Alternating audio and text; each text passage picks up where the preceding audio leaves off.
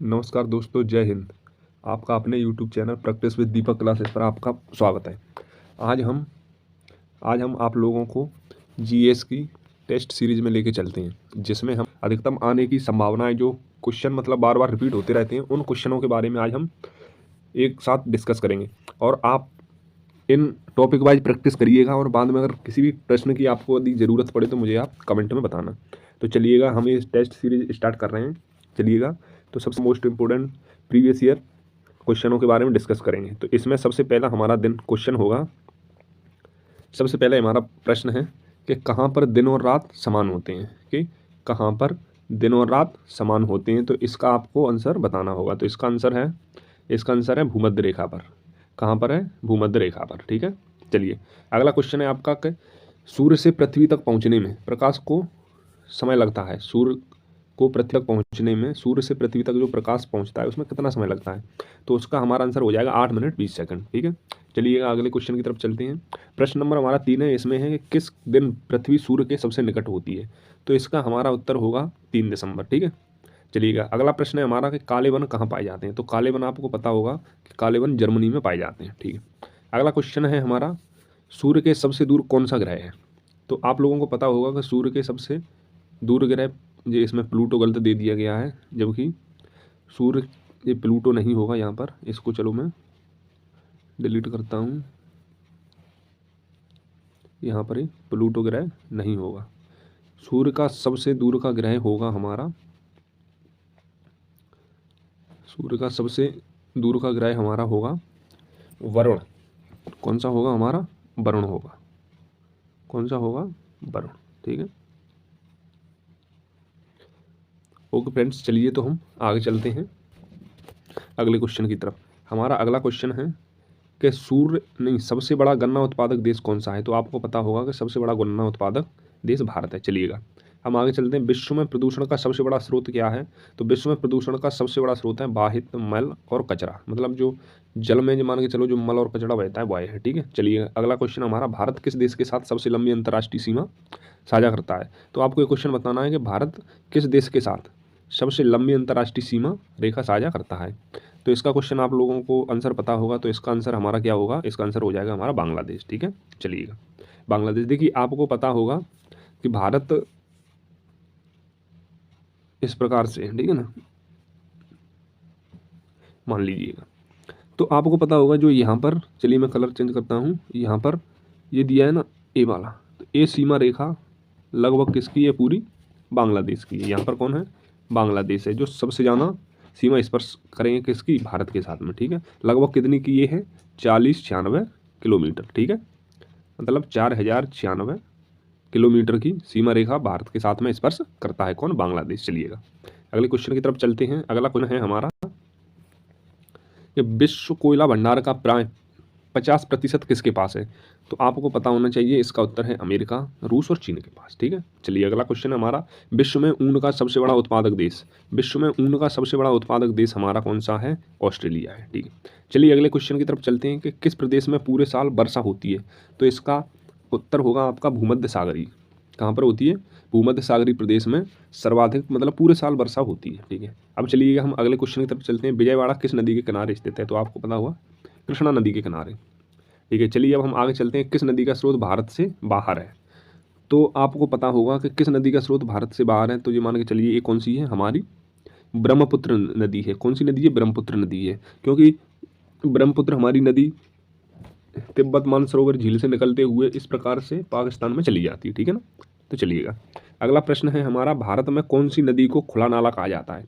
खुला नाला का मतलब यही होता है एक प्रकार से खुला, कुछ भी आए, कचड़ा भी फेंक जाए, कुछ भी, तो ये मान के चलो, या तो वो कहते हैं हम किसको? यमुना नदी को। ठीक है ना, चलिए अब प्रश्न है हमारा, सबरीमाला किस राज्य में स्थित है?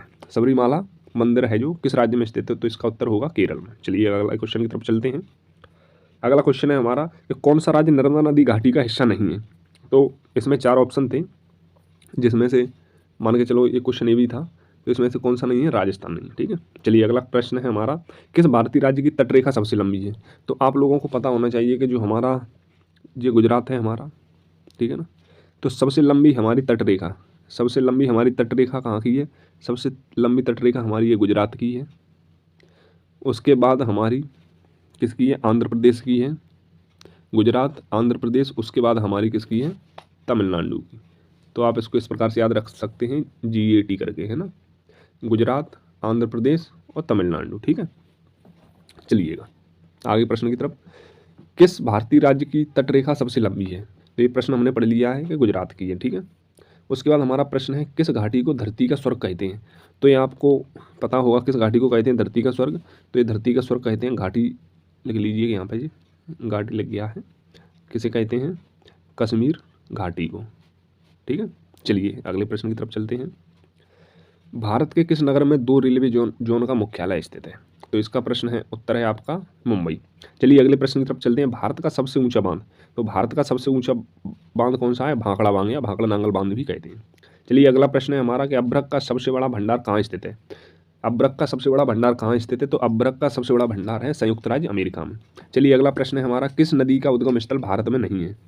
तो देखिए इसमें 4 ऑप्शन थे, जिसमें से एक ऑप्शन है, देखिए अब चलिए इसका आंसर है सतलज। ठीक है, सतलज का।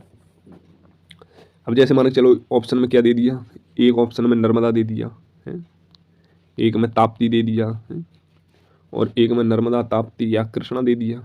तो ये सतलज नदी का भारत में नहीं है, भारत के बाहर उधर से निकलती है। ठीक है ना, हिमालय ग्लेशियर में, चीन से। मान चलो तिब्बत या। अब सिंधु सभ्यता की मुद्रा में किस देवता के समतुल्य चित्रांकन मिलता है? तो आपको पता होगा सिंधु सभ्यता की मुद्रा में किस देवता के समतुल्य चित्रांकन मिलता है? तो इसमें आदि शिव, या हम जिसे कहें आदि शिव कहें, या मान के चलो जिसमें हमको ज़्यादातर भगवान शिव के ही मिले हैं, तो आदि शिव भी कह सकते हैं हम। ठीक है ना, चलिए अगला प्रश्न है हमारा, मौर्य काल के दौरान शिक्षा का सबसे प्रसिद्ध केंद्र कौन सा था? तो मौर्य काल के दौरान शिक्षा का सबसे प्रसिद्ध केंद्र था हमारा तक्षशिला। ठीक है, जो तक्षशिला यूनिवर्सिटी थी, यहीं के प्रोफेसर थे, शिक्षक कौन थे? चाणक्य थे, जिन्होंने चंद्रगुप्त मौर्य को एक महान सम्राट बनाया। उसके बाद में चलिए अगला प्रश्न हमारा, बुद्ध ने अपना प्रथम प्रवचन कहाँ दिया था? तो इसका उत्तर आपका होगा सारनाथ में। ठीक है, बुद्ध ने अपना प्रथम उपदेश कहाँ दिया था? सारनाथ में दिया था। यदि प्रश्न आ जाए कि सर्वाधिक उपदेश कहाँ दिए थे? सर्वाधिक उपदेश, तो सर्वाधिक उपदेश आपको पता होना चाहिए कहाँ दिए थे? श्रावस्ती में। ठीक है, चलिए अगले प्रश्न की तरफ चलते हैं। गुप्त काल के चांदी के सिक्कों को क्या कहते थे? तो इसको रुपया कहते थे। चलिए अगला प्रश्न है हमारा कि उस राज्य का नाम बताइए जिसमें पहली बार युद्ध में हाथियों का इस्तेमाल किया गया था। तो ये था राज्य कौन सा था? ये राज्य था हमारा मगध, क्योंकि मगध जनपद सभी जनपद कैसा था? ताकतवर या श्रेष्ठ था मान के चलो उस समय पर, इस कारण। ठीक है, चलिए अगले प्रश्न की तरफ चलते हैं। भारत में जैन धर्म का संस्थापक कौन है? भारत में जैन धर्म का संस्थापक कौन है? जैन धर्म का संस्थापक महावीर, मतलब वास्तविक संस्थापक होगा यहाँ पर, क्या होगा? वास्तविक। जैन धर्म के वास्तविक संस्थापक कौन है? महावीर स्वामी जी हैं। ठीक है, इसको आप यहाँ इसमें करेक्शन कर लीजिएगा। ये भारत में जैन धर्म का संस्थापक कौन है? तो वास्तविक संस्थापक महावीर स्वामी जी हैं। ठीक है ना, चलिएगा, क्योंकि जैन धर्म के प्रथम तीर्थंकर ऋषभदेव थे।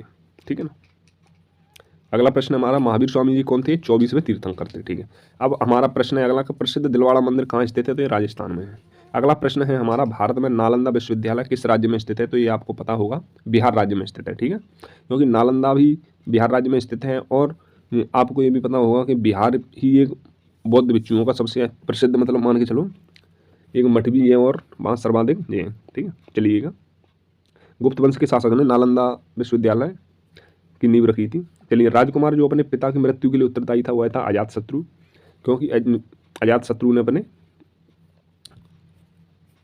पिता की हत्या कर दी थी। ठीक है ना, ये पितृहत्या वंश भी कहते हैं, हर्यक वंश में आते हैं। ठीक है, चलिएगा, अब प्रश्न है हमारा कि 4 वेदों में से किस एक में जुलाई, माया और वशीकरण का वर्णन है? इसको आप करेक्शन करिएगा, ये जुलाई ने लिखा है, जुदाई लिखा होगा। जुदाई, माया, टोटका, वशीकरण, जी इन सब का वर्णन हमारे अथर्ववेद में मिलता है। ठीक है ना, अब मान के चलिए अपनी किस चीज़ के लिए जाना जाता है? तो बीजापुर आपको पता होगा गोल गुम्बज के लिए फेमस है। अगला हमारा प्रश्न है, सिख धर्म का संस्थापक किसे माना जाता है? तो ये तो आपको पता ही होगा, गुरु नानक देव को सिख धर्म का संस्थापक माना जाता है। और आपको ये भी पता होगा कि और सिखों के 10वें गुरु कौन से? 10वें गुरु कौन थे? 10वें गुरु गोविंद सिंह जी थे, जिन्होंने कहा था कि हाँ, चिड़ियों से मैं बाज लड़ाऊँ और गऊओं को मैं सिंह बनाऊँ और 1.25 लाख से एक लड़ाऊँ, तभी गुरु गोविंद सिंह नाम कहाऊँ। ये गुरु गोविंद सिंह जी का फेमस उनकी एक रचना कहें या उनका फेमस वाक्य था, जिससे मोटिवेशन मिलता था और जो मुगल सेना से उनके सैनिक सभी लड़ जाते थे। और गुरु गोविंद सिंह के 4 शहजादे भी थे और उनके ऊपर 4 साहिबजादों के ऊपर एक अच्छी मूवी भी बनी हुई है, तो आप उसे भी देख सकते हैं, जिसमें आपको इनके बारे में बताया जाए कि वास्तव में किस प्रकार से गुरु गोविंद सिंह के चारों बच्चे, जो 2 छोटे वाले बच्चे थे ना, उनको खड़ी दीवार में चिनवा दिया गया था, लेकिन फिर भी उन्होंने अपना धर्म परिवर्तन नहीं किया था। और उनके 2 बेटे जोरावर सिंह और जुझार सिंह जो युद्ध लड़ते शहीद हुए थे। अब आप देखिएगा किस प्रकार से इनके अंदर देशभक्ति भरी थी। ठीक है, चलिएगा अगला मतलब शिवाजी के गुरु कौन थे? तो शिवाजी के गुरु थे समर्थ रामदास जी थे। कौन थे? समर्थ रामदास जी थे जो शिवाजी के गुरु थे। और शिवाजी की माता जी का नाम आपको पता होगा, जीजाबाई था। क्या नाम था? जीजाबाई था। ठीक है ना। चलिए अगले प्रश्न की तरफ चलते हैं हम। सिखों के धार्मिक स्थलों में से कौन सा स्थल भारत में नहीं है? तो आपको पता होगा जो सिखों का धार्मिक स्थल सबसे फेमस है, इसका नाम है ननकाना साहिब। और ये ननकाना साहिब कहाँ पर है? ये वर्तमान में पाकिस्तान में है। कहाँ पर है? पाक में, वर्तमान में पाकिस्तान में है, जहाँ पर हमारे सिख धर्म के संस्थापक गुरु नानक देव जी का जन्म हुआ था। और जो कहाँ है? वर्तमान में पाकिस्तान में स्थित है। और ये साहिब का अर्थ होता है, ये पवित्र माना जाता है। जैसे मान के चलो गुरुद्वारा साहिब, जैसे धर्मों के प्रति एक सम्मान की भावना से हम साहिब लगाते हैं सिख धर्म में। ठीक है, चलिए अगले प्रश्न की तरफ चलते हैं हम। जैसे चलिए अगला प्रश्न है हमारा, प्रसिद्ध विजय विट्ठल मंदिर जिसके 56% स्तंभ संगीतमय स्वर निकलते हैं, कहाँ अवस्थित है? तो ये आपको पता होगा, ये कहाँ पर है? हम्पी में स्थित है। प्रसिद्ध विजय विट्ठल मंदिर जिसके 56% स्तंभ संगीतमय स्वर निकालते हैं, ये कहाँ पर है स्थित है? हम्पी में स्थित है। ठीक है ना। चलिए अगले प्रश्न की तरफ। भारतीय अशांति का जनक किसे माना जाता है? तो आपको पता होगा, ये बाल गंगाधर तिलक। चलिए अगला प्रश्न है हमारा, अगला प्रश्न हमारा, इंकलाब जिंदाबाद का नारा किसने दिया था? तो ये सबको पता होगा कि इंकलाब जिंदाबाद का नारा किसने दिया था? भगत सिंह ने दिया था। ठीक है ना। शिवाजी के राज्य की राजधानी क्या थी? तो इसका पता होगा आपको, क्या थी? रायगढ़ थी। और प्रश्न नंबर हमारा 45 है, इसमें अमर राष्ट्रीय गीत वंदे मातरम के रचयिता रविंद्रनाथ टैगोर थे। ठीक है ना। और अगला प्रश्न हमारा, गांधी जी को सबसे पहले राष्ट्रपिता किसने कहा था? सबसे पहले क्या कहा था? राष्ट्रपिता किसने कहा था? सुभाष चंद्र बोस ने कहा था। और देखिएगा, और रविंद्रनाथ टैगोर को गुरुदेव सबसे पहले किसने कहा था? महात्मा गांधी ने कहा था।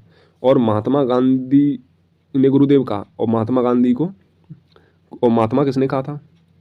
और महात्मा का खिताब पता है किसने दिया? रविंद्रनाथ टैगोर ने महात्मा गांधी से कहा था कि हे महात्मा, और उन्होंने उनसे कहा था गुरुदेव। देखिए, एक दूसरे से उन्होंने ये धारण किया अपने पद। ठीक, मान के चलिए।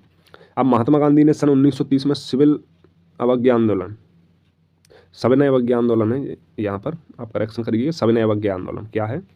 सविनय अवज्ञा आंदोलन, सविनय अवज्ञा आंदोलन कहाँ से आरंभ किया था? तो ये इसका आंसर होगा दांडी से। ठीक है ना। चलिए अगला प्रश्न है हमारा, किसने अंग्रेजों के विरुद्ध 1857 के संघर्ष में भाग नहीं लिया था? तो ये आपको पता होगा किसने नहीं लिया था, टीपू सुल्तान ने नहीं लिया था। अगला प्रश्न है हमारा, बाल गंगाधर तिलक किसे अपना राजनीतिक गुरु कहते थे? तो बाल गंगाधर तिलक के राजनीतिक गुरु कौन थे? दादा भाई नेहरू जी। ठीक है।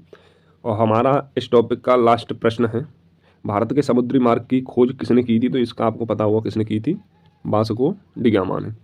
आपको इसी प्रकार के PYQ प्रश्न की ज़रूरत हो तो कृपया कमेंट में बताएं, मैं आपको भेजता रहूँगा।